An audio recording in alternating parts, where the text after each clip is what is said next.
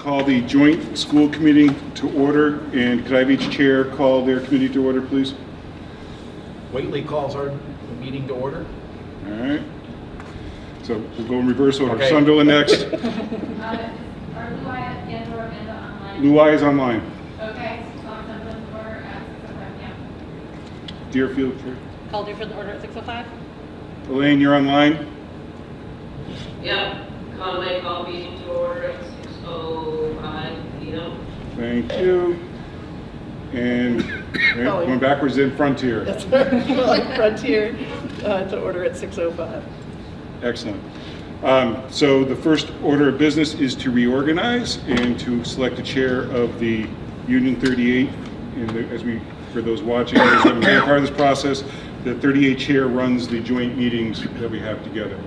So taking nominations for chair. I nominate Gary. I'll second. All right, we got a first and second for Carrie. Any other nominations? Seeing none. Anybody online? You're going to have to speak up if you want to jump in, or raise your hand by pressing the hand button. Anybody online? Any other nominations? Seeing none, I'll close nominations. All those in favor for Carrie to be chair? Aye. And then online, Demian, Phil, Elaine, Bill. Thank you. So I will hand the meeting over to Carrie. Carrie, you're going to need a vice chair and a secretary. Alrighty, thank you everyone. Call for nominations for vice chair. You can nominate yourself if anyone's interested. Who was it last time? We have not had a vice chair formally in a while. I nominate Jess as vice chair, I'll second it. if she wants. Yes, sir. Okay, thank you. Any other nominations? All right, all in favor? And then online, I have Elaine, yes. Phil, yes. Bill, yes. Demian, want to put your hand up? Yes. Thank you. Thank you. No, for secretary, we have not actually had a formal secretary for a while. Recently, the secretary of Frontier has done minutes for these meetings. He was not available tonight. When I realized that, I reached out to a few people and just to make sure someone would be lined up. And he volunteered to take minutes. But if anyone else would like a chance to be secretary, you may. So I call for nominations for a secretary. Nominating Curtis. I'll second it. Thank you. Any other nominations? Okay, do you accept? Yeah. Thank you. All right, all in favor? All right, and now, I missed Amanda and Luai. They were off my screen. I changed my screen so I can see them. So those in favor for the secretary, Amanda, yes. Luai, you had, your hand was up a second ago. Yes. Bill, yes. Phil, yes. Demian, yes. And Elaine, yes. And can I just get Amanda and Luai your votes for chair and vice chair? Were you in favor of those? Yes, okay. I'm sorry I missed you on that. Okay, thank you. Before we move on, I just have a couple notes I want to make. A couple changes to the agenda. Public comment is not printed on the agenda, but we will have a public comment period. We'll do it right after this. Or after the minutes. We'll do it after we review the minutes. So it'll happen early on. I would like to propose a tweak to the agenda under new business. I would like to propose that the strategic plan presentation and professional development plan presentation come first before the school committee professional development and update on legislation, in the interest of just getting our guests out of here and not have to wait for us. If there's no objection to that, we'll do that. I would like to propose for voting tonight that we vote by committee. The calendars, we have to vote by committee anyway. But if it works for everyone, I will just call a vote by committee, look for a first and second, and a vote by committee rather than handing it off over and over. And also, I just want to point out that this is a big meeting and we have some exciting things we're talking about. There's a lot of voices here. Everyone's voice is important. We want to hear everyone. But in the interest of keeping things moving, we will have a chance for each of us to talk about these things in our individual meetings. So if you have a question or comment, just keep in mind the time, and we don't want to be here all night. Maybe you don't. Okay, those are my comments. All right, next up we are reviewing and approving the minutes of April 9th, 2024 and September 11th, 2024. So moved. Jared has left off of all of the rules, all of the lists on one of the assessments from a year ago. From the April meeting. Yeah. And I also noticed that it says that Conway does not have a quorum at the beginning, and That's true. they did. I recall we started without a quorum, but then by the time we voted, there was enough. So I remember this. approve the minutes with those adjustments. Anything else? All right. We had a motion and a second. We should probably do a motion. To accept the minutes with the As changes proposed, as yeah. proposed. So moved. I'll second that. All right. All in favor? Online, Phil, yes. Amanda, yes. Bill, yes. Louis, yes. Damien, yes. And Elaine, yes. All right. Now we'll open the floor for public comment. If there's anyone who wants to speak. No one? All right. I'm not seeing anyone in the room or in the online. Waving their hands. Hold on, we need you for your presentation. All right. Okay. So next up we have a presentation on regionalization. I'm going to let Darius introduce this. All right, so we've been talking about as we went through this year and through past years, we've talked about regionalization. We've talked about the unique dynamics of this district and the difficulty of 5 school committees, and just what you're seeing tonight. And this is orchestrated in calm times with calm people.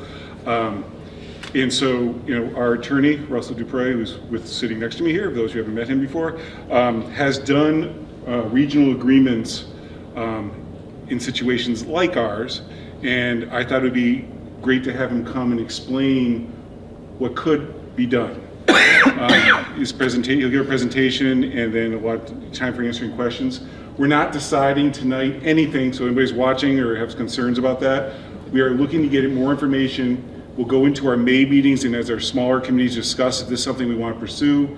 I kind of imagine how to go after that. We'd have the chairs maybe get together after that May meetings to decide if this is something we want to put on our agenda of work for next year. But really, I'm jumping ahead because I don't know everything that Russ has to say. He's just giving me examples. And Sarah's going to get you a water, Russ, right? I can see she's good like that. I think I'm gonna grab one of those candies too. We got the candies down? Sure. This side of the table got candies, and so they probably should share with the other side of the table. So that is if Russ survives here, that's kind of the ideas behind it. If you have questions or comments, concerns, just certainly bring them up. But I hand it over to your school attorney, Russ. Hello, everybody. So, our firm represents around 70 school systems all over the state. We represent a lot of regions, and we also represent a lot of regions that are like you, that are kind of hybrid regions. So the statute is really envisions a pre-K to 12 region. That said, a lot of places over the years have done what you did, which is regionalize just at the high school level. So Mohawk is that way, you're that way, Silver Lake out on the South Shore is that way. Quite a few districts are like that. And historically, it's been very difficult to get a region to go pre-K to 12 for a variety of reasons. But one of the big ones is that the elementaries are often funded at different levels. And it's been a major roadblock to changing regions because of that. Because when you go to a region, the state had always said, you basically have to fund the same. You can't have one elementary school that has a different funding rate than a different school in the same district. So over time, myself and MARS, the Mass Association of Regional School Committees, we kept pushing the state and saying, if you want us to try and regionalize, and I'll get into some of the reasons why sometimes regionalization makes sense. It doesn't always make sense, but a lot of times it does. we need more flexibility on how we set up the budget sections of these regional agreements. So they finally allowed us to come up with this new system to allow for the budgets to be different at the elementary level. The first time we did it was Mount Greylock. So Williamstown and Lanesboro are the two members. They've always been a high school region, but at the elementary level they were separate. So we set up a new regional agreement where we essentially we created cost centers, because Williams College donates a lot of money to Williamstown Elementary. So their funding rate is just different, dramatically different. So we set up these cost centers so that Williamstown could continue their higher level of funding, and Lanesboro can continue the funding that they were able to meet from a taxpayer perspective in Lanesboro. So basically the way it works is the school committee members from Lanesboro vote on the elementary budget first for their building only, and then the Williamstown members do the same thing for the Williamstown Elementary. Then they take those two budgets, they put it together with the high school budget, and that whole budget gets voted by the entire committee. And then that one number goes off to the towns. But through that process, each town is essentially still maintaining control over the elementary budget. Now, technically speaking, at the full school committee vote, they could decide to do something different potentially, but the way we set it up, there's really no reason for them to, because the assessment is sent out by town. So it's one number that goes out, but the assessments are still kind of blockaded. So you have your assessment, your portion related to elementary relates to your elementary, not the other one. So anyway, the bottom line is there's a way to make the language work so that can happen. I did the same thing in Berlin-Boylston. So that one was also just a high school region. They voted to go pre-K to 12. And I think both systems, they've been, happy with it as far as I've heard for both. So I think what you'd see as a difference is you wouldn't have all these separate elementaries. You would just have, committees. You'd only have one regional school committee body. So you wouldn't need a union anymore. You wouldn't have all the elementary school committees. You would just have one body. That one body would vote on everything. You'd have one set of reporting to the state, one budget. But like I said, you'd have the cost center. So technically, it's like you have three budgets all in one. But at the end of the day, you just vote on the one budget when it gets combined at the end. That is, from an efficiency point of view, it's way better that way. You don't have as many night meetings. You don't have as many contract negotiations. Like right now, we're going through Union 38 negotiations. They're also doing Frontier negotiations. You wouldn't have to do that anymore. It would all be combined into one union contract for teachers, one union contract for support. Basically, all the work that you have now for central office and for you as committee members, and really for the unions too. It's the more work for everybody, the way it is set up right now. So it can work. There's lots of places that do it the way you do it now. It's just not the most efficient way to do it. As far as cost savings, my experience has been, if your number one goal is to save money, regionalization is not going to cost you money, but it's not going to save you millions of dollars either. It's more efficiency, making the educational product more similar for all your kids. It means that central office can focus probably more on education than they do now, because right now, like if you triple the number of budgets, you have all the meetings, you have all the reporting, you're definitely going to have less time for the educational side of things. So that's a real benefit, I think. I think the cost savings occur when you close buildings, and that's not regionalization or not, that's the way to save money typically. But in most regional agreements I have, there's some language that says you can't really close elementary buildings unless the town involved agrees, there's a process. You can write it any way you want it in regional agreements to make it really easy or really hard or impossible, really. That would be up to all the committees to decide. And sometimes that's a roadblock to full regionalization. People are worried that their elementary might close. You can write an agreement where it's really not possible unless your town agrees to it. I do recommend that you don't make it impossible to do it, because realistically, sometimes it's very obvious a building may need to close in certain circumstances. I'm not saying that's your circumstance, but I've seen it over the years. But most regional agreements make it pretty difficult to do it, unless the town involved wants to do it. So anyway, all the typical things that could be an issue to regionalization, we could work on to come up with language to make everybody more comfortable with how difficult or how easy it is to do certain things in the agreement.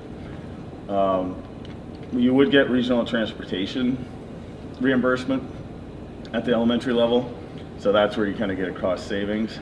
The cost, the additional cost sometimes is that the contracts, if they're not very similar on the salary side, which we've made them more similar over the years, so they're not like real far apart like they were years ago.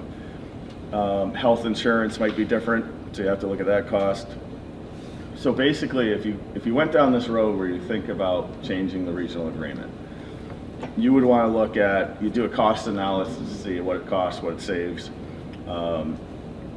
You would have a group formed from all the different towns to talk about, how comfortable are you with cost centers for elementaries? Is that enough or not? Do you still want to keep your elementary school committee members and committees separate or not? How difficult should it be to close a building? Like, all of those things would be on the table as discussion items, and you'd have to figure out what the towns are most comfortable with and really what all of you can live with. So any regional agreement is going to result in some compromise, just like your high school regional agreement results in compromise.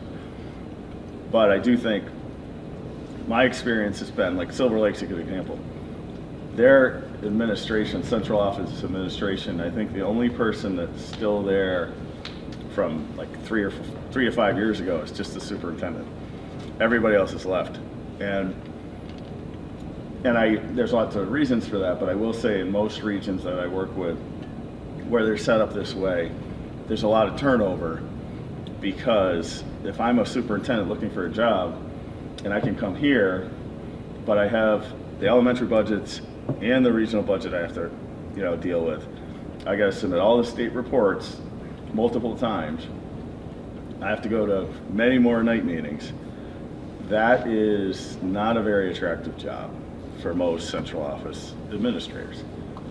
Now, I'm not saying, all these districts have people running them, and they're happy doing so. But if you have, like, let's say Darius leaves, and you had to post, normally it's going to create a situation where you're probably going to pay more to get somebody to come here, because it's just a lot more work. And I think the other factor is, beyond more work, it's also, you're kind of focusing on the administrative stuff only, because that's all you have time to do. And some people don't want to do that. They prefer to be really focusing on curriculum and moving the district forward and on the educational side. So that's kind of like really big picture. As far as the timeline, this is not like we talk about this for 3 months and all of a sudden you have a region. It would take, quite a bit of time to go through figuring out what you want your regional agreement to say, how it's set up, what the language says in all these different areas. And then we have to work with DESE. So DESE, I work with them all the time on regions and regional agreements. I always have them involved all the way through the process. So every time we come up with a new draft, I send it to them, make sure they're okay with it. And then, because at the end, the commissioner has to approve your regional agreement. So that way I know it's kind of pre-approved. So by the time you go to your towns and say, okay, town meeting, here's the regional agreement, they vote it, then it goes to the commissioner, they have to approve it, and then it's finalized. And they need all of this before December 1 because your Chapter 70 monies will change. So they don't allow you to do that for July 1 unless it's in by December 1, which means, you know, this isn't something that would happen for July 1 of 2026. It would be at least a year beyond that, if not further out than that. But we kind of wanted to just bring it up as this is something you could do. I wouldn't have even brought it up to you at all if the state hadn't agreed to change things the way Mount Greylock did it and Berlin-Boylston. But now, because of that change, it starts to make more sense for a lot of places because you still maintain some autonomy at the elementary level, especially with funding. So anybody have any questions about any of that or comments? What looks different, one of the other ideas that we were throwing around in the early stages is that creating two districts, an elementary and a secondary, that might be, just thoughts on that. There's a part that there may be a better appetite to that because it's a focus on elementary. The union is the same currently. You're reducing, it doesn't go the full way. Transition, it was just one of those things like, there was talk about doing it maybe too much to do, too much for people to bite off that way. I don't know, any thoughts on that, or have you seen where they've had this kind of, or is everybody just kind of? So Mohawk has, Hollamont is a region at the elementary level, but it doesn't include all the towns, it's just Charlemont and Holly. And then they have the high school region. In my opinion, I don't think that's a great route. I mean, it's possible, it would save you some time. It would be somewhat more efficient, but not a lot more efficient. And I can create those cost centers at the elementary level in this, like the new pre-K to 12 region. I'm not sure I could get DESE to agree in a regular region to do that.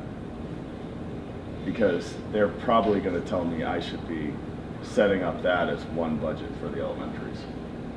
So you might actually lose some flexibility doing it that way. But I haven't done that yet. The other thing is DESE would really push for pre-K to 12. So if I went in with that option, it would require special legislation. So all these split regions, like Mohawk had special legislation years ago to allow for that. Because that's not the way the statute reads. The statute reads like K to 12 region. But through special legislation, you can do it the way you do it now. I just don't think it would really, I guess it would be somewhat better, but it wouldn't be, it'd be a lot of work. It's a lot of work to get a regional agreement passed. It's a lot of work for everybody, whoever's on that subcommittee. You're gonna have a lot of meetings about talking about what you can live with, what your town wants, what you think would get passed. And I think if you went halfway, one, I'm not sure everybody would be really happy with it at the end of the day. And two, I'd worry about the flexibility with the budget.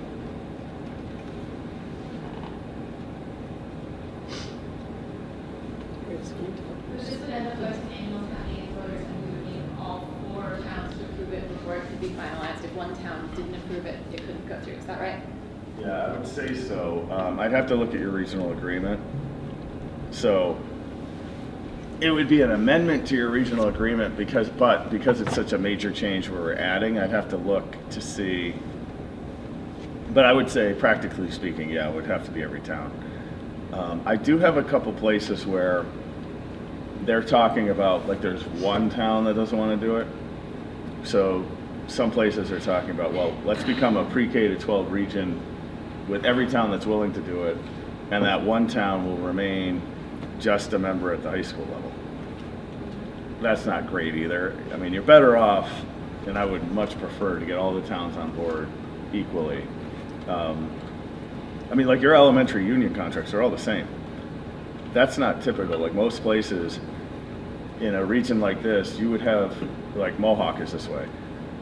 That Hollamont contract's different. Rose contract's different. You know, they all have their own union contracts. Yours happen to be identical, so that actually makes it easier because, you know, Conway and Deerfield and Sunderland, they're all the same at the elementary level. So there's certain things about the way you're set up that would actually probably make it easier to do it. And part of it is because your towns seem to get along pretty well. There's a lot of places where that's not true, so I think you could look at this. I mean, like I said, this is a year or two out at least, but it's probably worth looking at, because I do think you could, there's certain aspects to what I'm talking about that I think really would help improve your school system. But there may be some things, there might be some things that are just deal killers for some of the towns, and that's fine.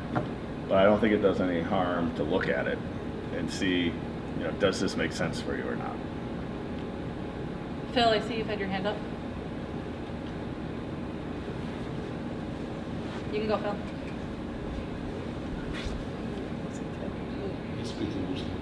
Yeah, I would. Hang I on, can't Phil, hear we're not you. hearing you. Is it-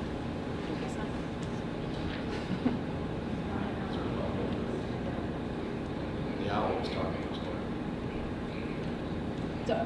Sorry, Phil, we can't hear what you're saying. Hold on a sec.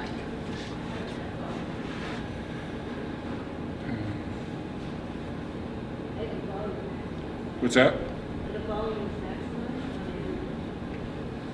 Hey, Bill, can you, since I see your face, can you unmute and speak to see if it's on our end or Phil's end?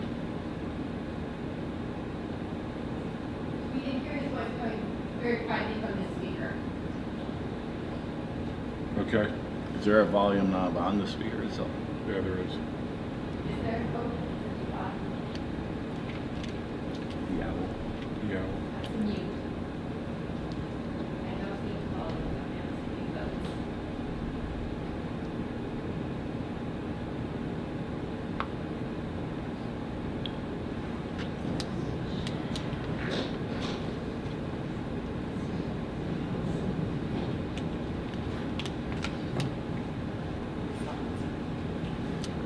We're working on it, Phil. Thank you for your patience. Are you taking questions from the general public? Go ahead and try again, Phil. No, not working, hang on.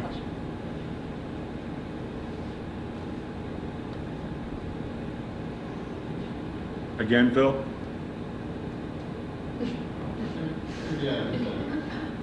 What's that? Yeah, because we heard the other people. Could I have another member of our committee speak? Who's online?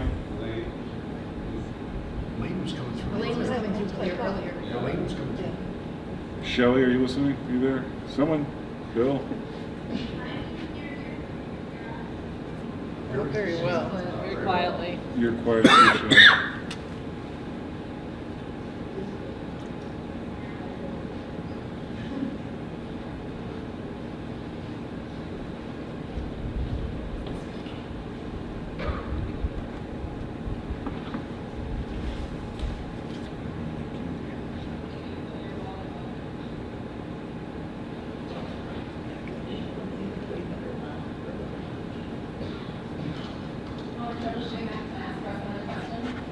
Yes. My understanding that if you regionalize, basically, no unionized staff members can take a pay cut. We'd have to update the pay scales and the stipends and all the benefits packages to the highest that is currently available.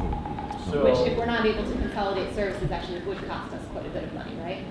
So the way it would, yes, within a contract round. So it wouldn't have to be like day one, but they all have to eventually move on to the same scale. So like a 3-year contract, it would be 3 years to get on Yeah. for ramp up. And I think usually what happens is you place people on the scale so that it's closest to what they're making now. So it's not like you have to go, let's say you're on step 7 now at the elementary, and step 7 at the high school, which I don't think is the case, but let's say that was $10,000 more. So you might not go from step 7 to step 7, you might go from 7 to 5. But we would do an analysis, not me, but somebody would do an analysis of what is the cost. Because you have to look at retiree insurance, regular employee insurance, and then your union contracts. Those are the biggest drivers. And who would do that analysis? Would that be internal, would Shelley do that, or would it be contract itself? We can't hear Shelley, right? So it's gonna No. be Shelley if I can't hear her respond. No, there's also, like, the Abrams Group does it. You could contract with Mars. They have people that can do it for you. Or, I mean, I think your central office could probably do it too. Shelley has a lot of this already in her spreadsheets, so.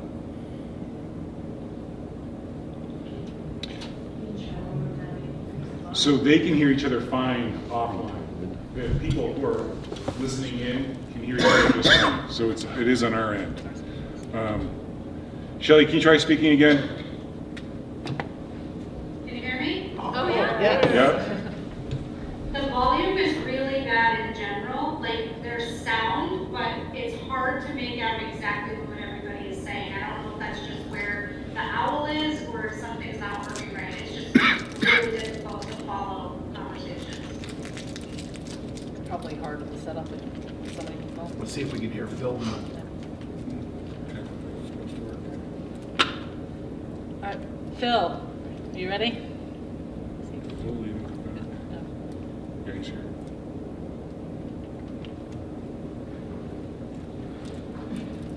Nope, he left. Okay, Phil has, I think Phil might have logged off. He might be trying to log back in. okay, all right, we'll come back to him.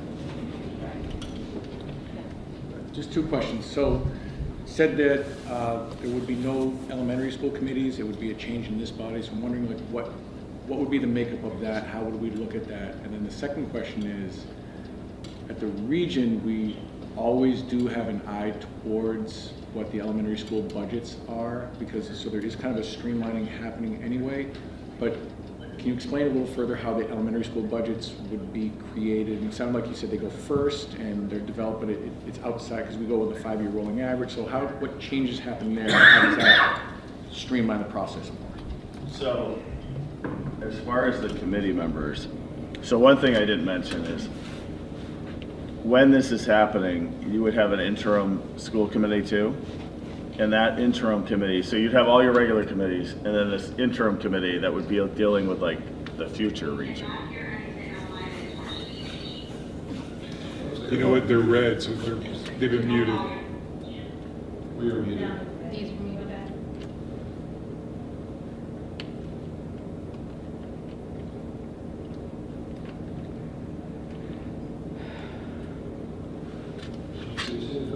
Still red. The red started off mute us.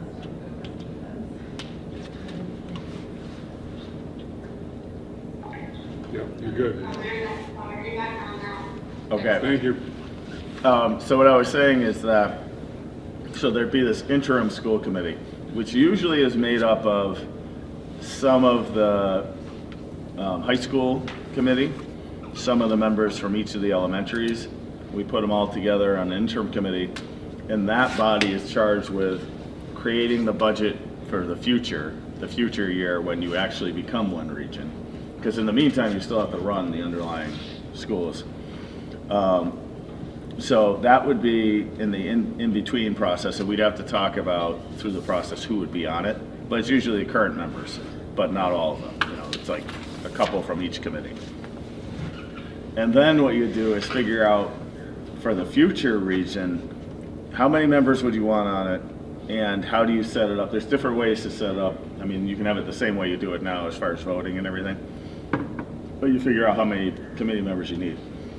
With the budget, what happens is Darius and administration, Shelley, would be creating the high school budget, and then they'd be creating the each elementary budget.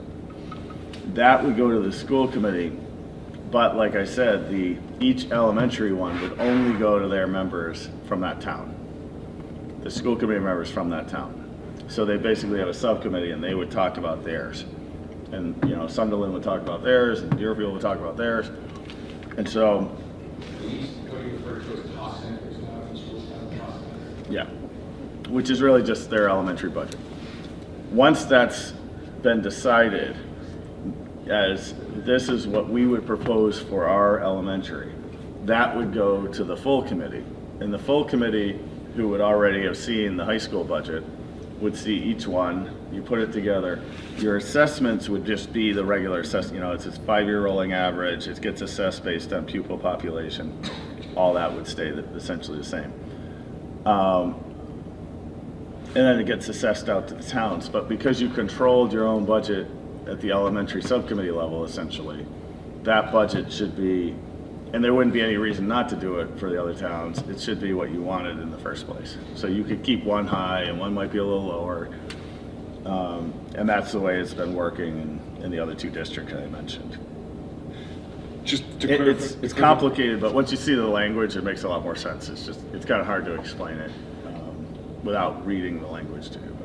To clarify, the assessment of the elementary budget is separate than the assessment from the Frontier budget? No. They get.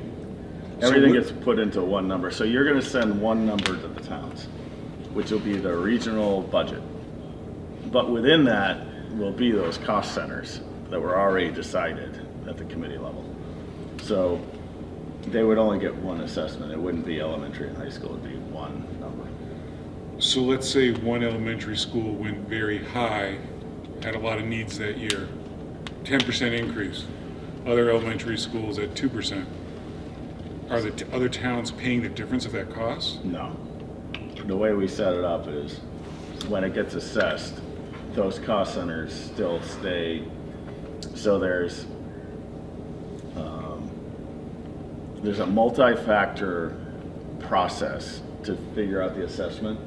So the high school is going to be, you know, one number, and then the elementaries are set up differently, and you have, it's kind of like laid out in steps. So you go through step 1, 2, 3, 4, 5, then you assess it out. So it keeps it so that the other towns aren't paying for that elementary. Now that's beyond net school spending. The minimum is set by statute. You can't do anything about that. But I'm assuming all your schools are probably above minimum. But the minimum will be set up by the statutory formula. Everything above that is set up the way I'm saying. And so that's the part you really usually get more concerned about, because that's the extra for certain towns.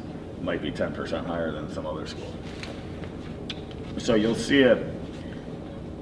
I can't, we can walk through the language and I could show it to you very specifically, but it's too complicated to just, you know, do it off the top of my head. I was wondering how different would the development of the elementary school budgets be in a regional agreement as opposed to how they are now? Because we're still operating within a region, and we all do kind of look at each other, especially from the high school. It's very cognizant of what the elementary schools are dealing with, but like how significant a difference would it be in the development of those budgets regionally as opposed to how we do it now? Because we are still working together now.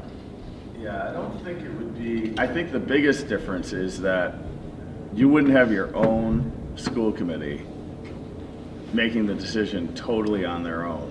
You'd have a subcommittee of the regional school committee that would be doing it. So instead of, like if you have a 5-member board at the elementary level, well now it might only be 2 members or 3 members meeting on that elementary budget. So you're a portion of a bigger body, where right now you're just by yourself completely making decisions. So it is different, but I think what like Mount Greylock found is it doesn't really, it's not like a substantive difference though, you know, because you still pretty much control that budget. And if you want to stay higher or lower than other places, you could still do that. I think the bigger difference is, so that's the budget, and that's what a lot of places are concerned about mainly. But there's also, like, let's say curriculum. Right now, technically speaking, every single elementary committee could say, we want a different curriculum. You know, we're not going to have the same curriculum. I don't think you're doing that, but you could. You would lose that. You would lose that ability to have totally different curriculum, or you know, something very specific like that. But at the end of the day, most regions, you're trying to be exactly the same, because eventually your kids go to the same high school. You don't want them to be totally off track with some different curriculum. But years ago, that used to be one of the hangups, because that's kind of a newer trend, but it used to be places did want to have their own curriculum, you know, something totally different. And that created problems at the high school though, because kids were coming in at totally different levels of, achievement essentially. Oh, sir, I see Phil is back and he's been waiting for a while.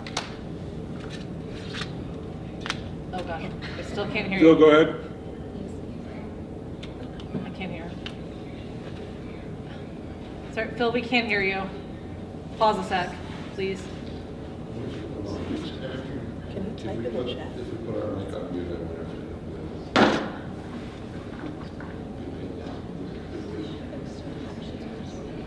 It's not us, it's him. It's him. Phil, would you call in? Oh, There you go. Oh, that was Karen. someone else talking. Also, it seems like it's actually Phil. Phil, would you call in on a telephone? It might be your connection. Ask Darren. Or could you, if you have a question, you could tap into the box, type into the box? It was showing. Or up shall on we the repeat what screen. you just said? Can you hear me? Yes. What did he just say, There's Shelley? probably something with your connection, because they can hear me. Hey, Shelley, say what he said. No, or not. He's gonna try to call in. Okay. Call me, Phil.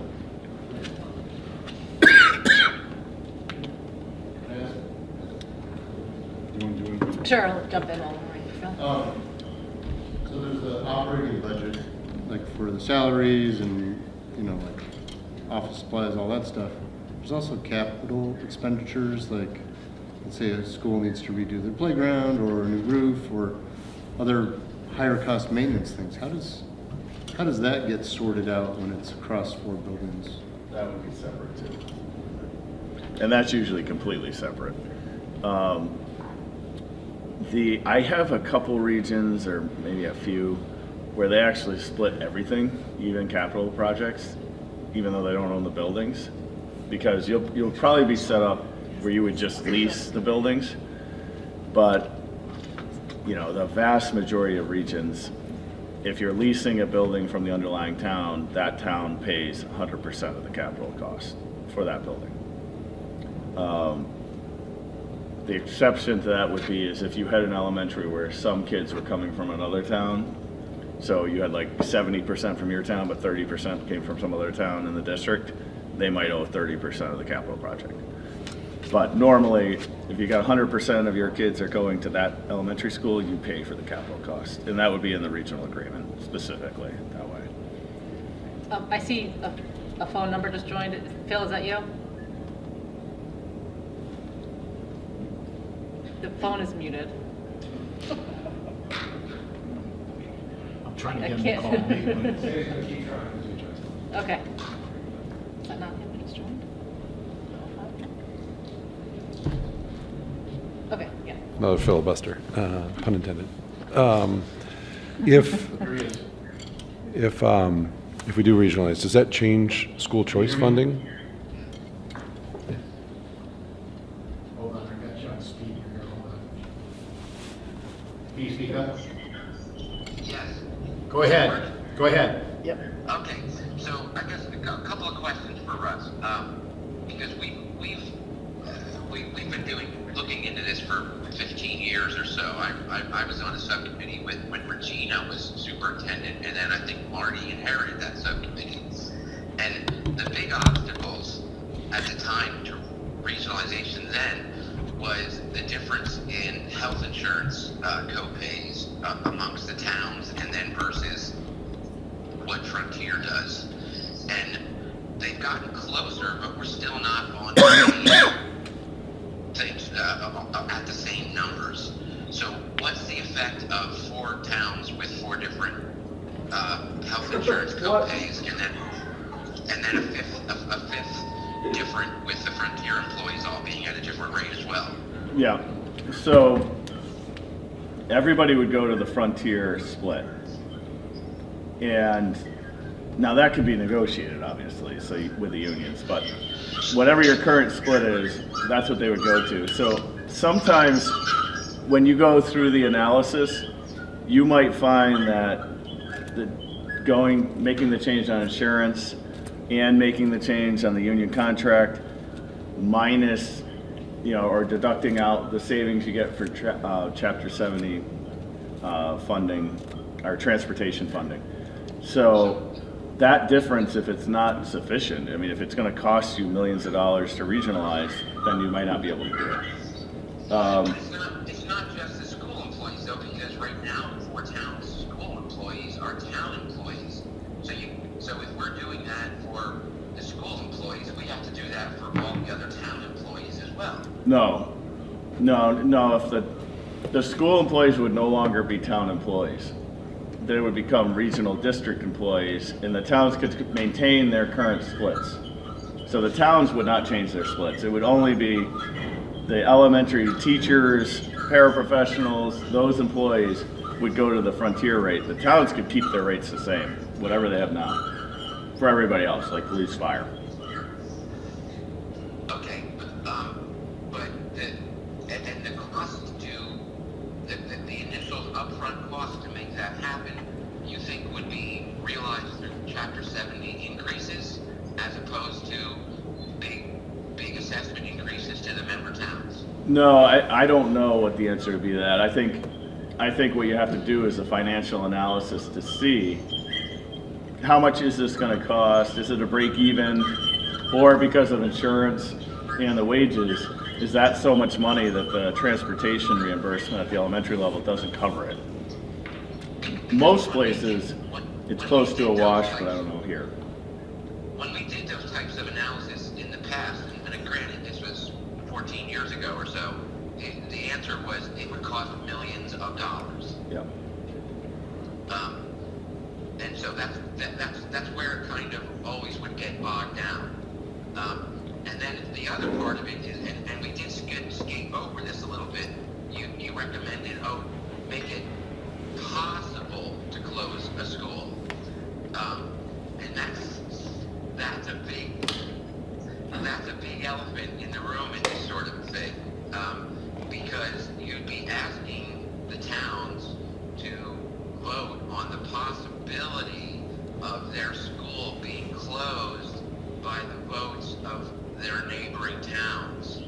Well, possible could mean it's possible as long as the town involved also agrees. I'm just saying you don't want to make it so that it's impossible to do it. Like as long as the town involved agrees, it should be allowed to happen. And we took a look at that, and the only towns that ever volunteered to agree to do it, we could see was as a result of large payments of from the other towns, so that the savings that would have been realized from closing that school were then pushed off far into the distance. Yeah, I don't think you would. I don't know why.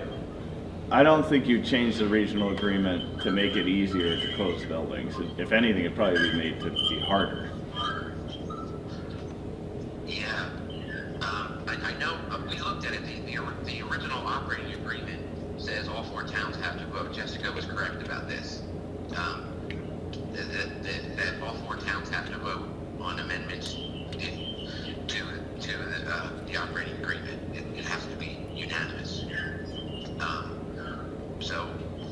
So that could be the way it is for a school building closure.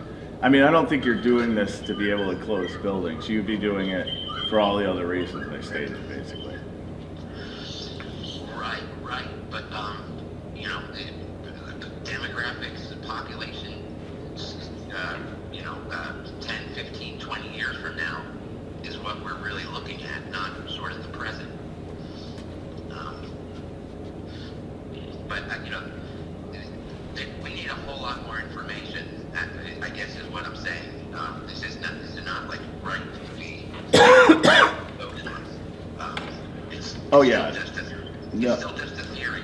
Yeah, this wouldn't be it's probably not on the agenda for a vote. It's more of this is more informational to have you think about whether you wanted to vote to basically probably create a subcommittee to talk about these issues, to see if it makes any sense, to run the numbers like Phil's saying, and then decide, because the numbers themselves may show that you can't do it.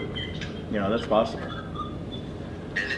My last question is that up until, I don't know how long ago it was, the state used to pay, the state used to, with a special act of legislation, give you a financial carrot to do this. And this was especially when the state was pushing to regionalize, which was a big push of theirs 15 or so years ago. They wanted, I remember when they wanted one school district for each county. Yep. And they were offering significant sums in special legislation to make this happen.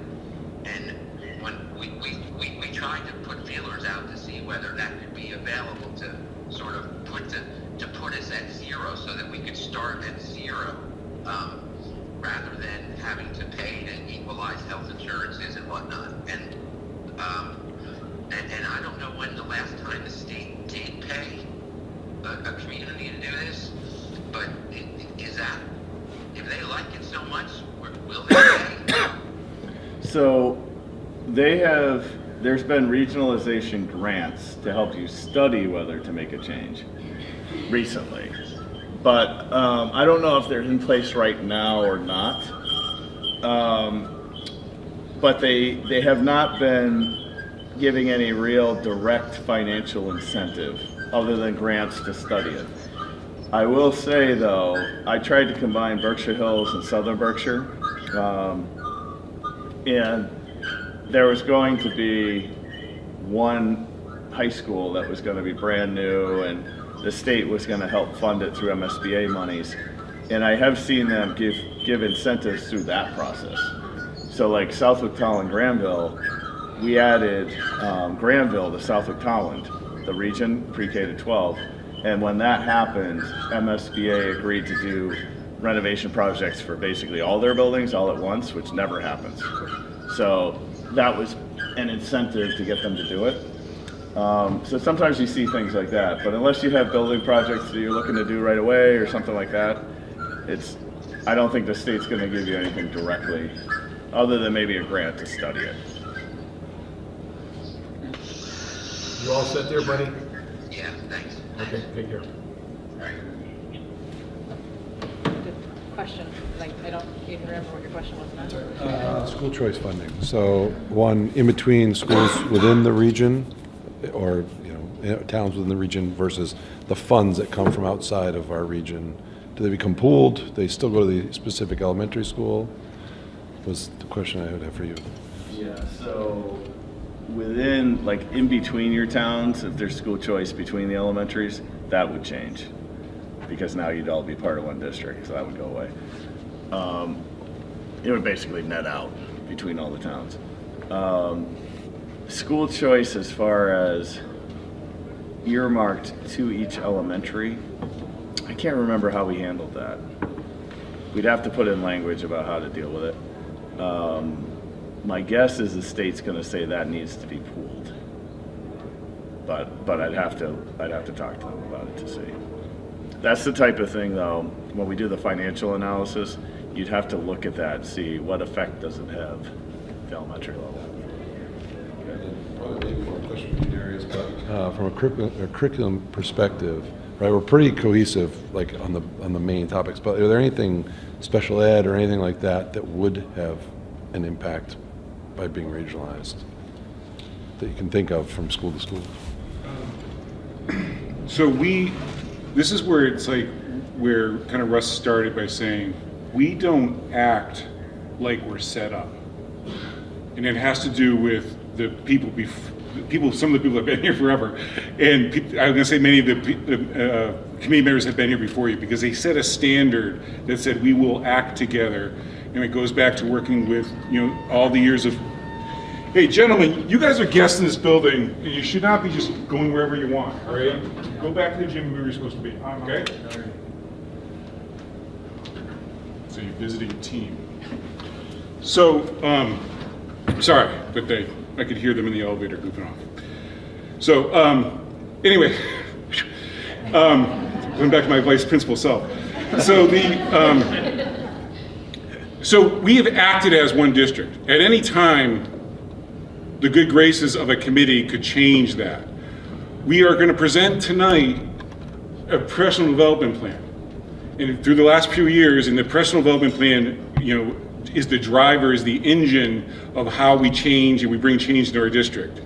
If you have one committee that says we don't want to do that, we are going to vote something different. It could possibly happen. We're seeing disruption in government. I'll end it there. But we're seeing disruption in government where you could have people, people with agendas get on committees and try to do change. We've really acted with itself, and so there's one thing that I think Russ didn't really emphasize that I really see after being here multiple years is the power of the school committee is very lessened, because by the time you are the third or fourth committee to get a policy, I really don't really love it. But do I really vote against it? Because then it has to go back and go through all the other committees again. So you really lose voice in governance the way we're set up. And that's one of the important things that kind of factors. Like, and I know there is a lot of obstacles, and there are some that may be insurmountable. Finance is one of the first ones that we're going to have to look at. Health insurance is going to be a big issue because of the towns are on a different level than Frontier is. And so I see that, but it is something I think this committee should look at in the sense of it's a broken system to go on forever, right? If the way, when they put this region together in 1958, 52, what's the wall say? The role of the superintendent is not what it is today, right? The amount of reporting, I got a true story. I got a thing on the new electronic system. They said, you did not fill in your SOA report. I had to go through the entire system to look up what school they were talking about to find out what the error was, because they don't tell me. They just say, hey, your email address is whatever. So I had to go through every single one, and I found out I forgot to submit Sunderland. It was submitted now, we're all set. But it's kind of like it's going through, like it is that kind of craziness that happens in the electric level. So I hear what the other side is saying, but so going back to what you're saying, we also have, if you have a special ed student with high needs in one of your elementary schools, that can fluctuate your whole setting. If we could work as one district to create specialized programs, this is just kind of thinking about how you can create savings and keep students local, where you could create places like, we'll send them to, there's a great autism program in this particular school where we can send students within our own district rather than trying to replicate it on a small scale that isn't really working in our own district. There's those kind of things. Well, you can share specialists too at the elementary, which you can't really do now. So we kind of do because they're in the contract, but it's a mess, but we make it work. Yeah, it's not easy to do though, because if you were actually a region, you could have shared staff between elementary and high school, and also between the elementaries, and they'd all be employed by the same employer. If you have them employed by different entities the way you might now, there's all sorts of issues, like potential issues, like conflict of interest, because you're not supposed to hold more than one job with two different employers in the same region. So it makes everything gets more streamlined. There's also less chance for mistakes, because like what Darius just described, that happens in every single place that I have this set up like this. It's very difficult to get through just one budget with having it be exactly the way it's supposed to be in one set of reporting. When you're doing it multiple times, the chances for errors are much higher. It's just the way it is. It's more work. It's easier to make one mistake on one budget somewhere, and maybe you repeat that mistake throughout all the budgets. So there's just lots of ways where I think this setup, it just creates more potential errors, really. Shelley had her hand up earlier.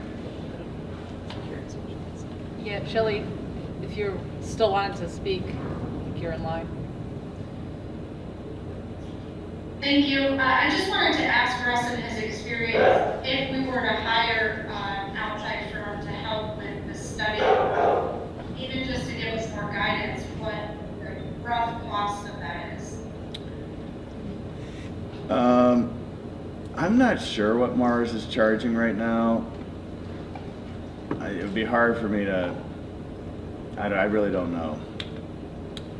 I mean, No, the regional agreement part, I mean, I'm under a retainer, so I could do that as part of the retainer, so it wouldn't cost anything more. But the financial analysis, that would cost more money to have somebody do that. Although, Shelley, I think with the spreadsheets you already have, we could probably have I think the first step, if it was me, is decide ballpark-wise, are we looking at something that could be doable or not? Because I think if myself and you and Shelley, we look at this and we say, oh yeah, this is going to cost $10 million roughly, then you can just forget it. There's no point paying anybody to do anything because it's not going to work. But if we look at it and it looks like, yeah, maybe this could be break even or close to it, then I think you might want somebody to do a more detailed analysis to make sure that's correct. But what do you think of that, Shelley? Do you think we could do that initial, kind of ballpark analysis to see with that? It's really insurance. It's going to be in the insurance costs and the salaries mainly. yeah, I definitely think it's doable.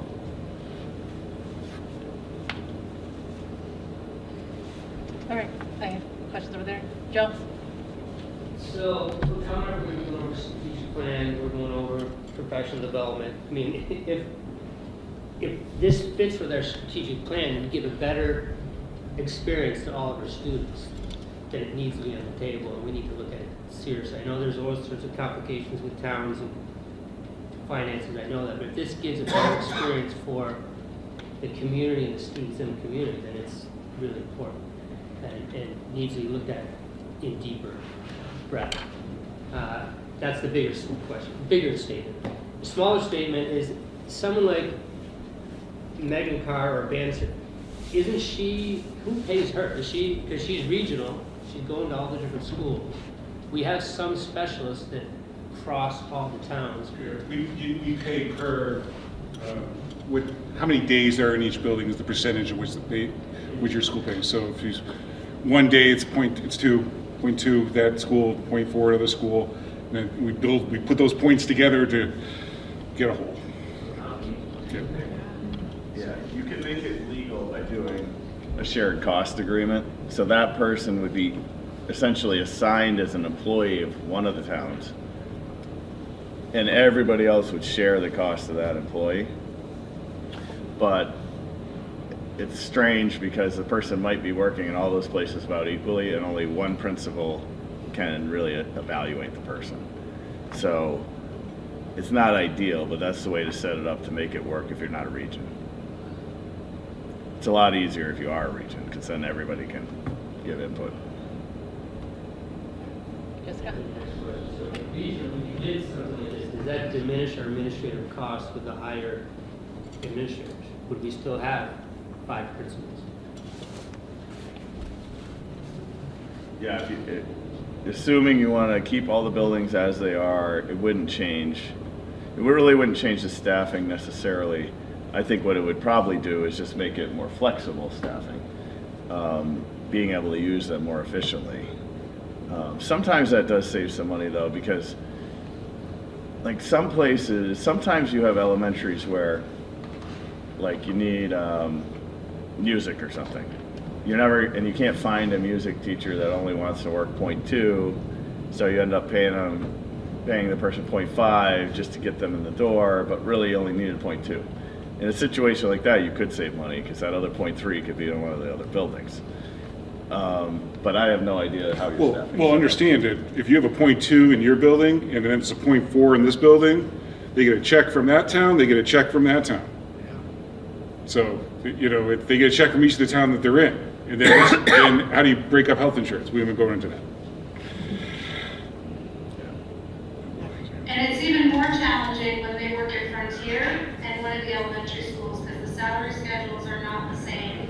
There's an insurance lie. One town inevitably ends up carrying the insurance for somebody because they work a half a day more than that employee in another school. So it's really challenging for our employees and the district. I've got 2 more questions, but I'm mindful of the time. We could ask Russ by email later. Do you want to take time for 2 more questions Yeah. now on this topic? That's okay. All right, so Russ, related to the cost centers, right now we've got some funds incoming that are not equivalent between the 5 different schools, like Title I money. Only Frontier, Deerfield, and Sunderland get Title I money. If we regionalized, would that Title I money just come into the district and not be partitioned the way it currently is? I'm not positive how that would work. So we'd have to put that into the financial analysis. I'm not sure how the Title I monies would split out, or if you'd lose them potentially. So we'd have to look at that too. I mean, the financial analysis is really that it's like Phil said, that's the initial hurdle. You got to see if it's even possible, because we could look at school choice, Title I, look at the health insurance and the salaries and decide, yeah, this just can't work because of the cost. Or you lose Title I completely, you know. But we would look at all that, and then you'd come up with an analysis, show it to you, and then you'd have to decide, you know, is it close enough? Is it too costly? You know, maybe it saves money, I don't know. Because you are going to get regional transportation aid, so that is a pretty good chunk of money. It's just I don't know if it's going to counteract everything that we're talking about. My other question is, if we need to do a contract cycle transition to get 2 different teachers' unions onto a single contract, what does that negotiation look like? Do the 2 unions also need to be bargaining with each other in addition to bargaining with us?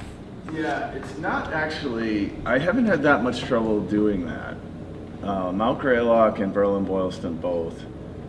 Because I remember in Berlin-Boylston, we did it over the summer, and we came up with an agreement pretty quickly, because really you just have to make sure everybody's moving on to the current scale here at a number that's at least the same as what they were making before. So that's, you know, I think everybody kind of agrees to that concept right away because it's what the law says. And I think the unions understand, like, we can't move you to someplace that's going to give you $10,000 more. It's got to be the next step that gives you a raise. The health insurance is pretty much, they're going to go to the Frontier splits. So it's technically negotiable, but that's what happens. And most of the other pieces in the contract are, you know, pretty similar now. So it's not actually that difficult. In our analysis, that's the way we run it, and we show it to the unions as we're going. You always want to have the unions part of this too, because they need to know what's happening. They need to know how this might affect them. You don't want your staff to be worried about it as we go.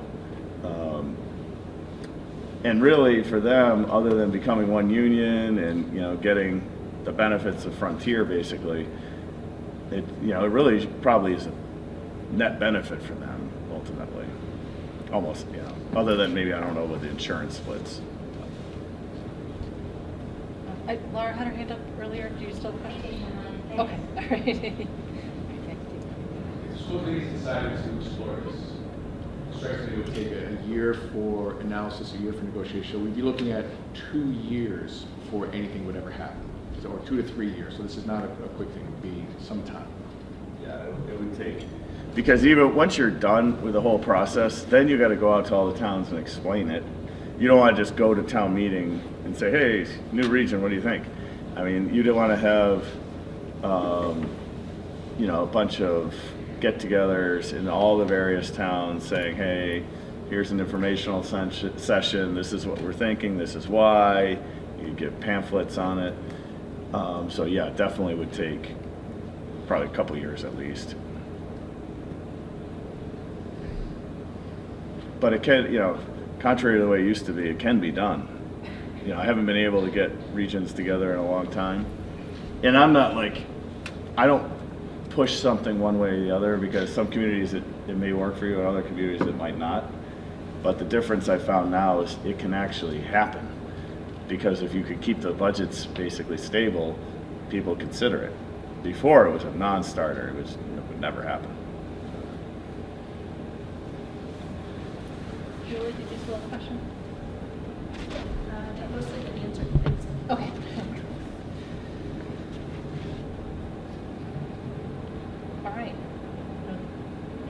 If there's no other Lots questions. of information. Yep, yeah, lots Lots to of think about, and like lots to keep talking about.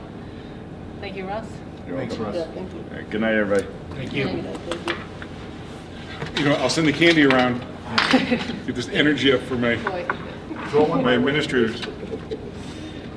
Okay, the next item is the calendar. So we have the school calendar to look at and the school committee calendar to look at. For the calendars, I think we'll have Frontier, vote on Frontiers, and the unions, union for the elementary schools. So the school calendar, this is what we saw before. I hope everyone saw the update with the correction of the date of Veterans Day. So that is the version we'll be voting on. So I look for a motion from Frontier to approve So the moved. calendar. Second? All right, all in favor from Frontier? 1, 2, 3, 4, 5, 6, 7, 8. Damien's yes. Bill, yeah, yes. And Phil would be the last, and Phil, yes.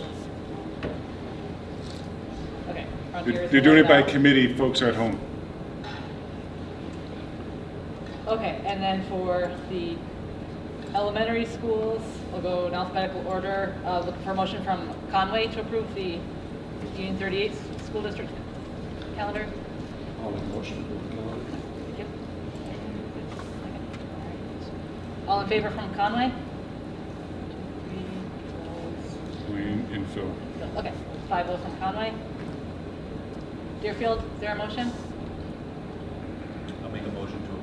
Thank you. Thank you, Mary. All in favor? 5-0. Sunderland? Make a motion to approve. Thank you. All in favor? And Amanda and Louise have the hands up. Okay, so that's, and that was it from Sunderland, right?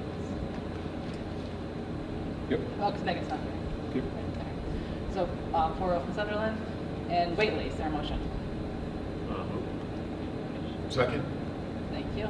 All in favor from Whately? 3-0. Okay, great. Thank you very much. So as for the school committee calendar, this is new. Several weeks ago, the chairs and Darius talked about what we can do to streamline evening meetings, reduce the burden on everyone. So that's what you're looking at in this calendar. It's some consolidation and moving some meetings earlier. There are some meetings at 5 o'clock, and I want to acknowledge that we know 5 o'clock can be hard for working people. But the hope is that if there's just a couple each month, a couple each year, and we have lots of advance notice, at least most people can make it work.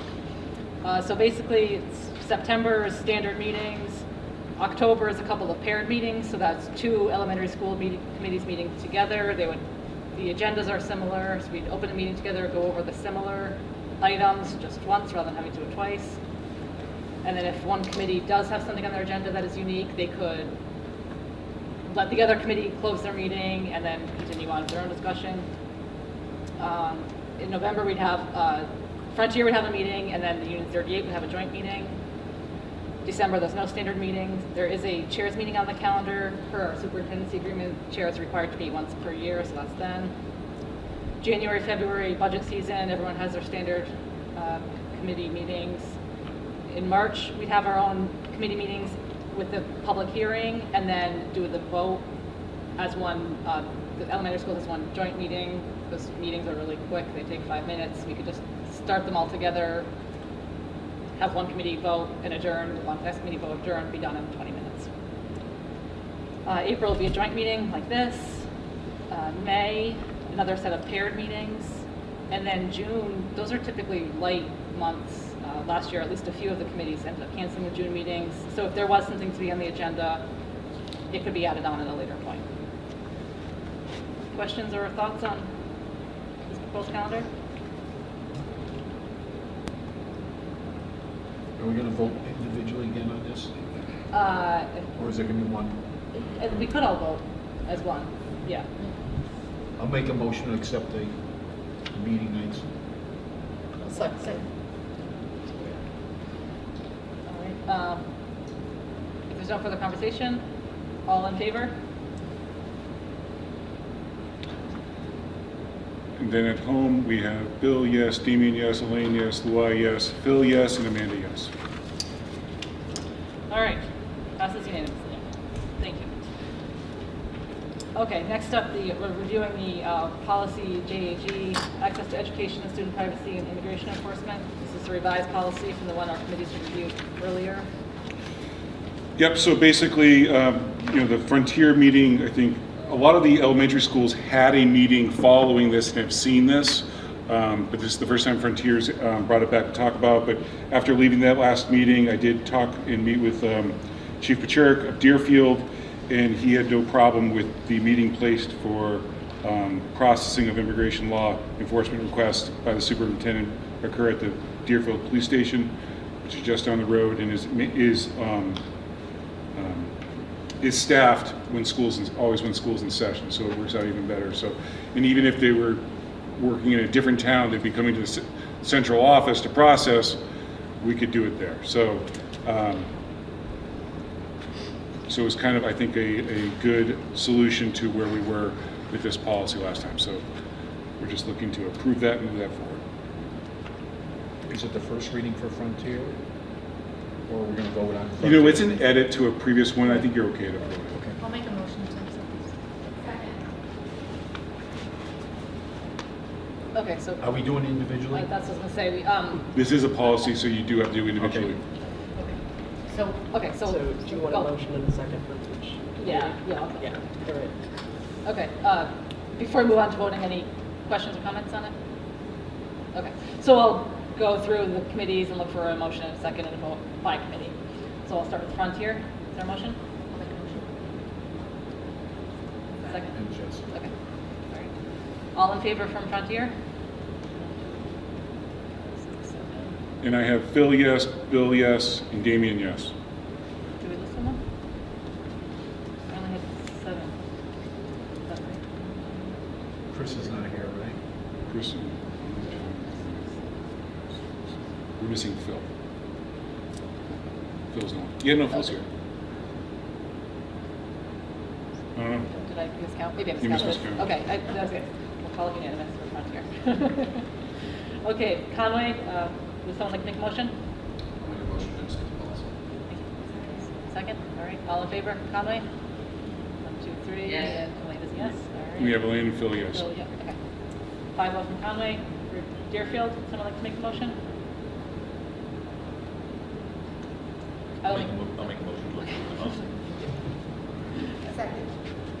All right, all in favor? 5-0 from Deerfield. Sunderland? Motion to approve policy? All right, all in favor from Sunderland?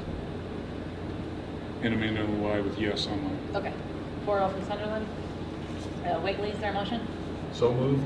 Second? All right, all in favor from Whately? Great, 3-0. Great, thank you very much. Okay, next up we Don't need to got... regionalize, that is so smooth. All right, now we're moving on to the strategic plan presentation. Dr. All right. Ramsey and Mitchell. All right, as you know, our curriculum directors, or directors of education, also known as Laura Ramsey and Sarah Mitchell. We shared the presentation with you, so you can. Oh, you want to share it on the... This is the strategic plan, right? You're going to put that up? We're doing strategic plan first, right? Yes, Okay. that was for you. Well, we brought hard copies, so I think our goal is just to do a little bit of an orientation / overview and explain the kind of feedback we would love to have from you on your own time, as if there is such a thing, on our borrowed time from you.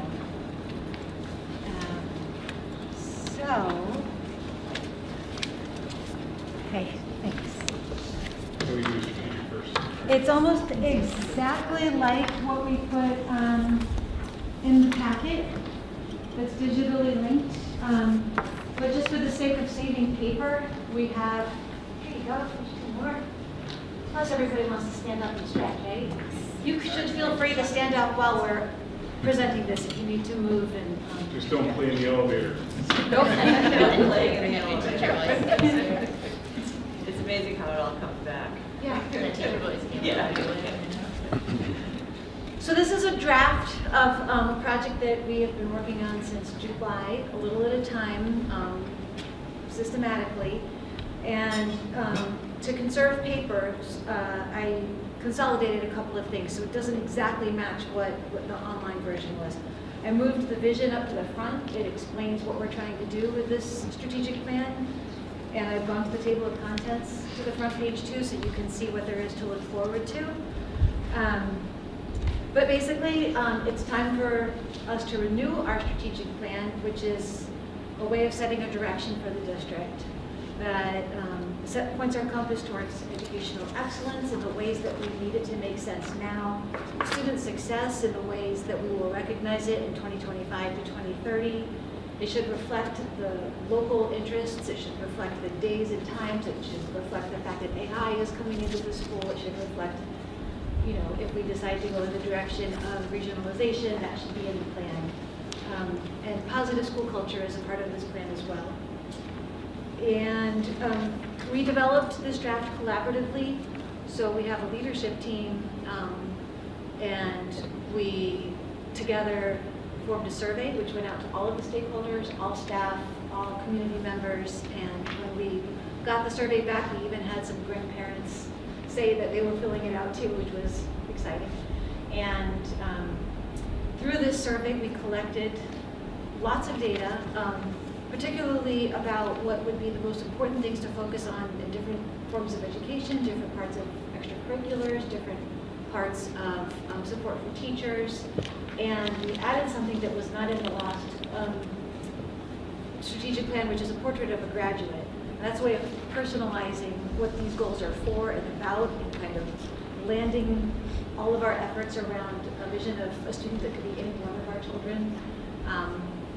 And I think that this is providing a nice piece of coherence because we've got these big projects, but it all drives towards what we've isolated as 6 balanced elements that really did come from the survey. And then following the survey, we had coffee chats at all 5 schools, and then an evening online.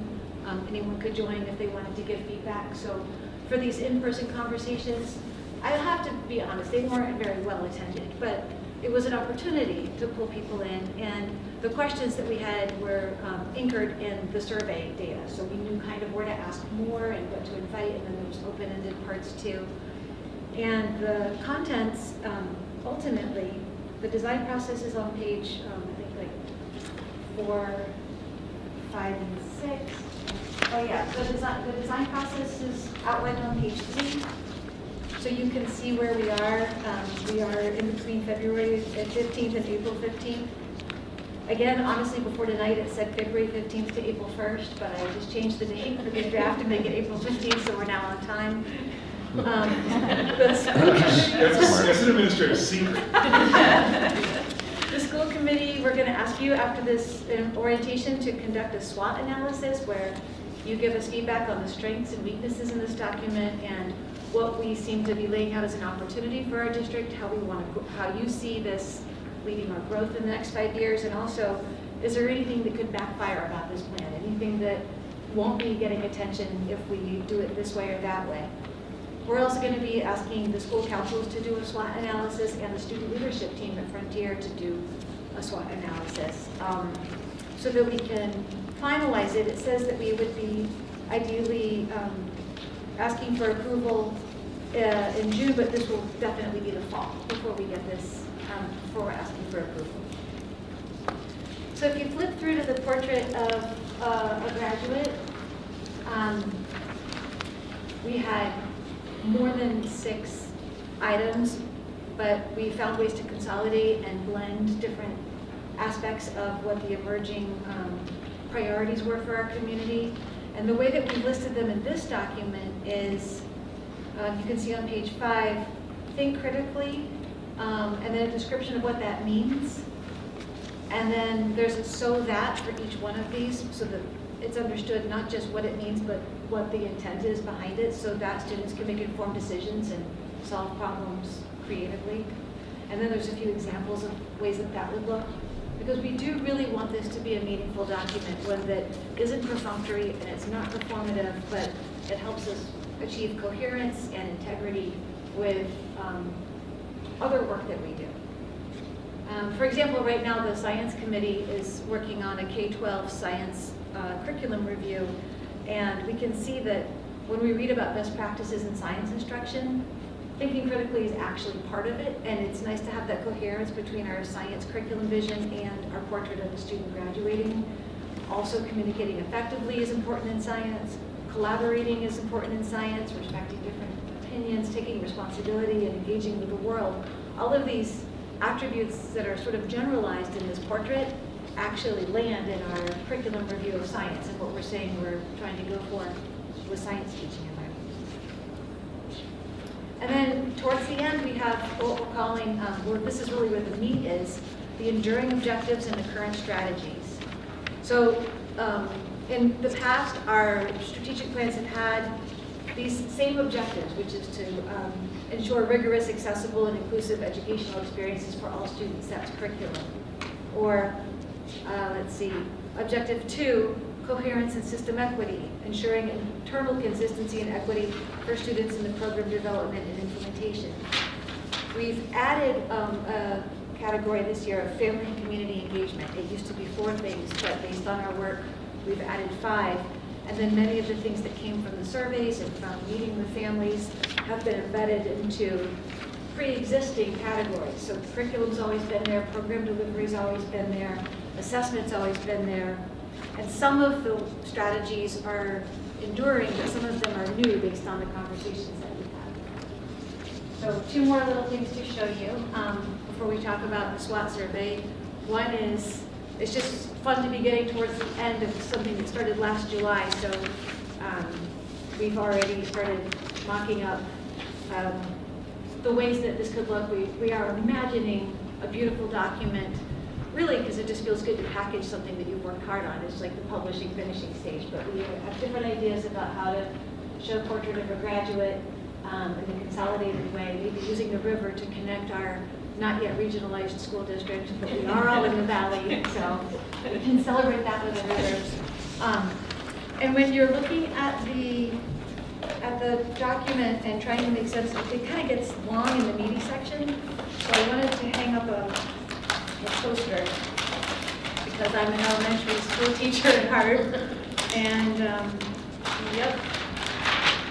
So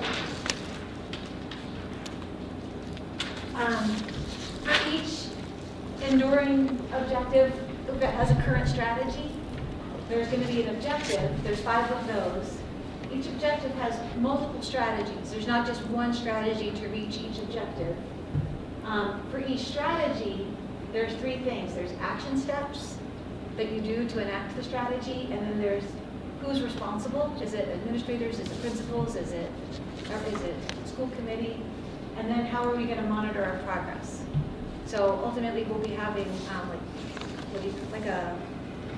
a timeline for each of our objectives that includes the strategies and who's responsible. And then at the beginning of the year or the end of the year, it's something that the leadership teams check in on and say, are we ahead? Are we behind? Do we need to start something? Do we need to adjust anything? And this big picture should be specific enough to get work done, but general enough that the unique needs of each school community can use it for their school improvement plans on an annual basis. So each of the 5 schools refers to this and looking for, okay, we're really going to focus on this strategy and this objective this year. And we're all rowing in the same direction, but we're not necessarily prioritizing the very same objectives and strategies every year. It kind of depends on how each community is growing. That's how it works.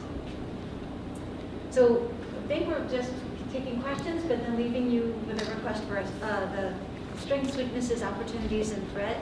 And that's something that I guess I'm imagining you would email us about if that works, unless somebody had a better idea. You could just send it. You don't have to either, but it would be an opportunity to do as well. Send it to Raquel. Yeah, in central office. So after you complete the form, if you could send it to her, she'll consolidate it all, and then we will look at it and see where it fits in. Sorry, did you say a deadline for it? 2 weeks. April 15th, I think it says April 15th is a hard deadline. No, I'm kidding. Yeah. The end of school vacation, if you could get it back by then we can take a look at it, and then we can move forward with our student groups and our school councils at the elementary and secondary level. Yeah. Can I ask one content question? Yeah. The part about student assessment, does that anticipate adding yet more testing to our students? No, student assessment incorporates everything, so we're doing a lot with PLCs and data analysis and those pieces. So it's about examining assessment essentially.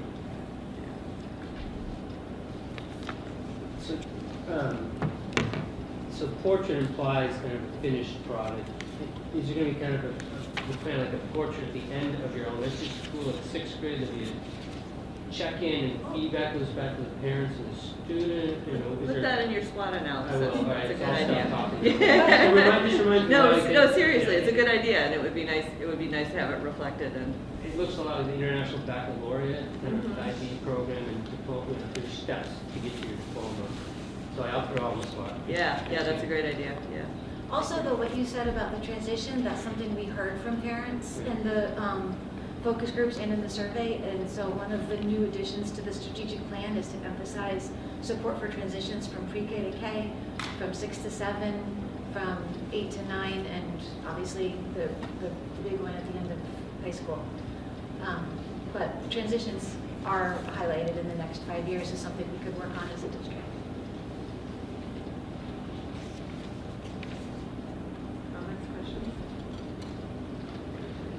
So as part of the professional, or part of the strategic plan, we also have professional development. So you'll see that embedded throughout the strategic plan, and also we use the strategic plan to help inform professional development. So if you could click to the next slide, Darius. So we're going to take you through a quick presentation on what we have been doing this last year and what our plans are for next year. So we've got some of the accomplishments that we've gotten from this year, and then how we've determined those. But Manipulate the board, 3 dots in this sheet, next to the hangout. 3 dots that lets you choose to make the overview bigger. Good. I think that's it, because we. All right. Usually I can control the screen right here. Yeah, I think that's Tap it. on the overview, there's 3 I dots think on you there. actually want to unpin. I think I want to what? Unpin the, Unpin this. Yeah, so if you click on it. Okay, click on that and then unpin. Ooh, yeah. Thank you. Good thing we have a technology person. All right, so it's a little bit bigger. You can go on to the next slide, Darius. Whoops. And now it's because I don't know how it does it. Plus.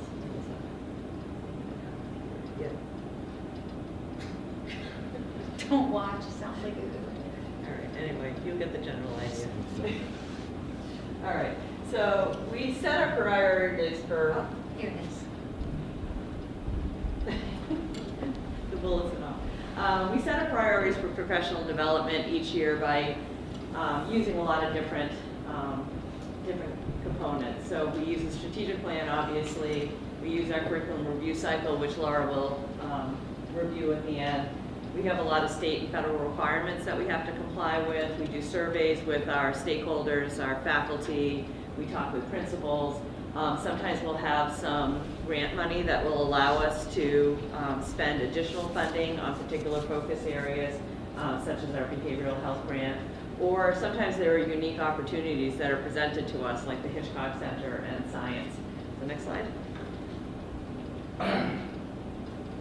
So the goals for our current year were focused around, and Laura and I work very closely together. There may be different needs at a particular elementary school. There may be different needs at elementary versus Frontier. But as a whole, we work together, closely together, to make sure that we're really making sure there's an umbrella that covers the entire district, PK through 12. So this year we focused on a multi-tiered system of support. We spent an entire day in November. We had a mini conference, which I could click on here, but you guys have been here for a really long time, so I won't. But trust me when I say there was a full schedule. We had a keynote speaker, there were choices of workshops, and teachers really had a good selection of opportunities that day, all around the theme of multi-tiered systems of support. We also continue to work on our equity action steps, and that came out of the equity audit that we conducted a couple of years ago. We parsed those out so that we were working on particular steps each year. And then this year, we have been working on our science curriculum review, and that's been a really interesting and neat process because we have been doing that K through 12. We have high school students, high school teachers there, as well as elementary teachers. So some specific goals this current year that we've had for elementary professional learning, largely supporting the new curriculum initiatives. So you can see there's been new initiatives in ELA, math, English as a second language, and there's an updated version of our social emotional learning program, Second Step. Also, we set goals to do professional learning around anti-bullying and the anti-bullying curriculum within Second Step, which is an add-on that not everyone had before this year, but this year all the elementary schools are teaching those 5 lessons. And then microaggressions, how to recognize and respond to microaggressions. And then in addition to the science curriculum review, we've been doing a digital literacy and computer science review with the Library Media Center teachers, working on the technology program. And then some of the details at the secondary level, we've been looking at the role of data, and this kind of speaks to what you were talking about, Jessica, with assessment. What does data look like in our school system? Do we have enough? What kinds of data? We're also expanding our knowledge base around students with executive functioning challenges, which is more and more students these days. We've continued our work with restorative practices, and then expanding our use of culturally sustaining educational practices as well. Accomplishments or achievements for this year. As I previously mentioned, we had a full day MTSS conference. We had Lynn Lyons came in 3 times. I know she's amazing. And we had her do an evening presentation for families. We had about 125 people attend that, which is quite large for us. I remember the days when I would have nutrition speakers come in and we would have 6 in the audience. So we were thrilled that we were able to get out the word and have so many families come and join us for that. And we also had a presentation at the secondary level in the fall, and then in the winter we had an elementary presentation with some crossovers. Some people attended both because she really is quite impressive. Yep, that's it. There she is, in this very space. Yes, right here, that's secondary. Accomplishments at the elementary level. There's a wide variety of initiatives that we provided the essential trainings for. What you don't see here related to English language, ELA and math and ESL and Second Step are not just the workshops, but the sanctioned times on early release Fridays for teachers to dig into the new resources, to collaborate, to problem solve. So that's one of the ways that we supported the program, was not just with this list of 3-hour, 2-hour, 1-hour trainings, but making sure that there was time throughout the year for teams at the school level to work together. If you click ahead, we also had accomplishments around, those are some artifacts from the work, some vocabulary, math, and ELA artifacts. You can keep clicking. We had a successful workshop with someone named Mandy Levine, who did the microaggressions workshop, and this Friday, staff will have a choice between attending an executive function training with Sarah Ward or responsive classroom leader, Mike Anderson. What we say and how we say it matters, how teacher language impacts student self-esteem and school culture. And I would say the overall accomplishment has been more choice this year than the year before. More choice between workshops, more choice in the how to use an early release Friday. And if we keep going, another couple of successes. Click ahead.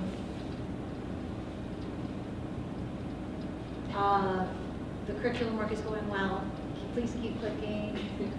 And speaking of choice, we had a great response to elective book groups this spring. We have local people who are in a position to facilitate chapter studies on building thinking classrooms in mathematics, grades K to 12, open windows, open minds, developing anti-racist and pro-human students, and literacy foundations for English learners. And just by offering these as optional ways to grow, many teachers have signed up for these elective book groups. Keep clicking. Please. So here's a little bit more detail about what we worked on this year. So we had Sarah Ward in several times to talk about executive functioning.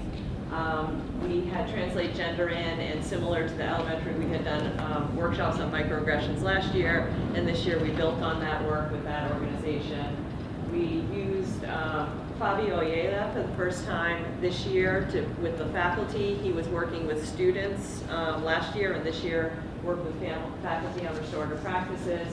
We have a brand new data warehouse called Open Architect, which I think I talked to you a little bit about last time when I was here, and that system is working really well for us. It's providing a dashboard, and we have lots of different ideas about how to add new dashboards in order to get some of this assessment data up there so that we can look at it a little bit more efficiently. We are using Vector, and then just this spring we've contracted with Solution Tree, which is a large organization that does a lot around true PLC work as opposed to PLC light work. And then of course always we're doing curriculum development with our departments. So next year, we are looking at district-wide learning objectives. We're going to continue on with our work with PLCs. So this year was really, or this spring was really an introduction to that work. Next fall, we're going to roll out some more professional development, and we're anticipating that next spring we will start to dabble with the true PLC model. There are many, many details to be worked out, and we're working very closely with our department chairs on that initiative. We're going to roll out the Ambitious Science Teaching, which is the book that we've been using as part of our science committee work. And it's really applicable to all content areas. I mean, it's got some great ideas in it. We'll continue to parse off our equity action steps and move on to year 4 of implementing those. And then, again, multi-tiered systems of support. Specific goals for elementary next year. I'm still meeting with instructional leadership teams to make sure that we're aligned in these goals, but if everything goes the way I believe it's going, our ELA curriculum is going to get the most of our attention. It's been a challenging and rewarding, but also challenging resource to adopt. And in a 4-year program of implementing a new curriculum, the first year is usually try it, the second year is do it, and the third year is refine it, and the fourth year is own it. So we are hopefully going to be refining it next year. We've been through it twice. We're more adapted, more agile, looking for the things we need and understanding how what we do in September gets picked up again in January and again in March. And with that ability to anticipate, we can do more vertical alignment with one another. That means teachers and grades that are adjacent to each other can talk about how are you teaching the painted essay template, and how can I build on that? And if you don't do that, you know, someone could say, I didn't do that, so you'll have to redo that. Those kinds of nuanced alignment pieces. We can work on calibrating the use of rubrics. The program comes with rubrics that we can look at student work, and everyone can assess it using the same rubric, and if it's assessed differently, talk about what led to those differences in our interpretation of the standard or the work. How might we want to tweak this rubric so that it fits our context better. There's a new data platform that has been very helpful with math, and so even though I have this mostly under ELA, it's still part of implementing our new curriculum, learning how to use this new way of recording student progress. It automatically aligns it with the standards, which is pretty handy, so we have a summer committee looking at how we might use that. Because it'll be a third year, it'll be a chance to meet with art and music and technology teachers and say, these are the big units in ELA, how could we work together to, like, the second unit of the year in ELA is science focused. Could we do some scientific drawings in art class that would supplement the study of frogs or the study of fossils or the study of birds that students are doing? And we have questions about writing and handwriting. And we're also going to be breathing into our best practices emerging from science. There's no new resource, there's no new curriculum, there's no big shift for teachers, but we want to take a couple of our early release Fridays to do shared reading or to do some model lessons and just begin to grow in the direction of what we've named as our instructional vision for science. But there's no new curriculum coming in science, just growth in terms of best practices. And, oops, sorry. Oh, yeah. I wanted to say that our curriculum review cycle, the reason why we have something on every single burner on the stove and in the oven and in the broiler is because during the pandemic, we got a little bit out of order. So in trying to come back every year, it was like, okay, 22, 23, let's do language arts and ESL, and 23, 24, let's do math, PE, and health. And here we are in 24, 25, let's do science, library, and technology. And we were going to do social studies next year and keep putting our ducks in a row, but really it's super clear that we have as much as our burners and ovens and boilers can hold, and we just need to take a year to reflect and refine and digest all of the good things we're making. And so we've decided to put social studies, art and music in the following year, not next year, but like go ahead and cook what we're working on a little longer before doing a curriculum review here, and then the cycle repeats after that. We are going to take a bit of a breather so that we can do well with what we've got. And then plans for next year for secondary looks really familiar because we strongly believe in doing multi-year initiatives. If you do something one year and then drop it, it just doesn't gain any traction. So we're essentially going to continue on with our PLC learning, our open architect data. We will bring Sarah Ward back. We're hoping to do some more consultation with her rather than some of these presentations that we've been doing. Again, restorative practices, and then really expanding our PLC model and really digging into data. That's it. Questions, thoughts? Yes? No, I love that you have taken a year to reflect and redefine or refine. The question with all the PD you're doing, this is a lot, I brought it up last year too. How do you know where it's working and where you need to improve? Because you're right, it's very similar to what we've been doing for the second year. Like, for example, how do you know your PLCs are going in the right direction? How do you know faculty or teachers and staff are understanding transgression training? Where's your data? I know you said you do a lot of data-driven kind of planning. Where are you getting the feedback to kind of evaluate your PD? Yeah, really good question. So there's a couple of different ways. I mean, our main driver for as far as monitoring PD is our classroom observations and getting in there. So for example, just one really small example, we did Sarah Ward again for, I think it's been like our 5th or 6th time with her. She has some really specific pragmatic strategies that she suggests. And George was doing observations last week and he said, hey, I saw this in a couple of classrooms, and so you can see it visibly on the board being used. We don't do a lot of top-down where we're saying everyone has to use this model because we really feel that people need to use it where it's going to fit.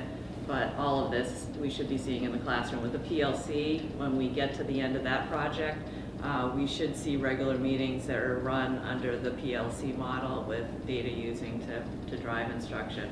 I mean, the whole ultimate goal is increase student learning, which we see through achievement data, and that's the ultimate. Sometimes it gets a little fuzzy about how you tie a very small specific thing into that bigger piece, but a lot of it's classroom observation. What do you want to add? We're starting to look at collections of student work now, especially with ELA, that initiative. Having done 2 years of that, we have work samples from all of the grade levels that we're looking at. We've done a couple of collaborative looks at student work, and I think we'll do more and more of that. It's actually, it seems to me like part of it is getting feedback from teachers on how the questions change. Like the questions used to be, where do I find this? How does it work? And now the questions are, what's happening to student voice? That's a really different question than where do I find the rubric? And so as the questions change, we realize that we're making progress with our implementation, and then now we're looking for how does it impact students and what are we seeing in the student work.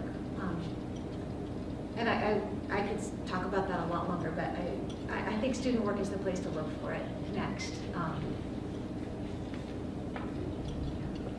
Thank you.